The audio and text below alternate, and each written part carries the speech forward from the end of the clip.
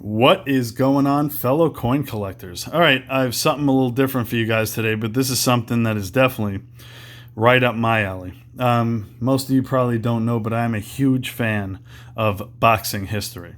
As far back as I can remember. I mean, I remember being a little kid taking like boxing encyclopedias out from the library and researching all the old champions, back to like John L. Sullivan, all the way up to, like Mike Tyson, who was the champion when I was a kid. So always loved pugilism. And the two pieces I recently picked up are definitely by far the oldest pieces of boxing memorabilia in my collection. Now, look at the two men in this picture in front of you. So the man on the right is Isaac Perrins, and the man on the left is Thomas Johnson, who was the English champion at the time. This was a bare-knuckle boxing match that took place at Banbury in October of 1789. 1789. And this match actually lasted 63 rounds, with Thomas Johnson being the victor, even though he was the smaller man. Thomas Johnson was actually 5'10" at the time, and Isaac Perrins was 6'2". But if you took this picture's word for it, looks like one guy's about 5'5" and the other guy's about 7 feet. But that's the way they exaggerated things back then. But because of this fight's immense popularity, they actually struck, you can call them medals, you can call them tokens, of Isaac Perrins and Thomas Johnson. And I have both of those right here. And these are just really amazing. You see, this is Isaac Perrins on the right and Thomas Johnson on the left. So I'll give you guys a little close-up of these little medals. See, it says Isaac Perrins.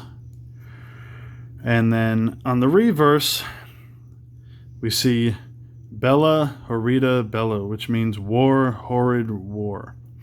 And you see on the bottom, 1789. And let me show you the Thomas Johnson up a little close. Now, even though Johnson was the English champion at the time, because of the size difference, he was considered the underdog of that fight. So how did he end up beating a bigger man? Well, with skill. He obviously knew he was mismatched as far as strength and power. So he did what really no fighters back in the 18th century were doing. He was dancing around. He was making the guy wear himself out. He was moving around using technical boxing skill, which is what you see today. That's more like a modern fighting style, as opposed to two guys just meeting up in the center and throwing a few blows, backing up, and rinse, repeat. Some people actually back then didn't really like that. They felt that was kind of unfair. It was cheating. He should just, stand toe-to-toe. Well, anybody with a brain doesn't stand toe-to-toe with a guy that much bigger than him. So he basically outwitted him using skill, and he ended up becoming the victor. So these tokens are just super cool. I mean, I've seen these before, and the Isaac Perrins is definitely more rare to find because most people didn't keep the token of the loser. They kept the token of the winner. But just thinking about the fact that these are from 1789, these are definitely the oldest pieces of boxing memorabilia in my collection. And I just love them. I was actually thinking about framing these two tokens up with this picture. You guys let me know what you think of that idea. But yeah, these are just beautiful, beautiful pieces of history.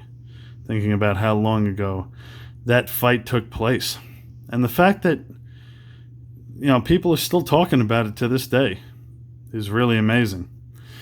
So, all right, guys, I really hope you enjoyed that video. And also, if any of the people who watch my channel right now, if you guys are fans of, vintage boxing, if you guys are fans of sports memorabilia, baseball cards, autographs, things like that, please stop by my other YouTube channel, which is Joe Zeppi1.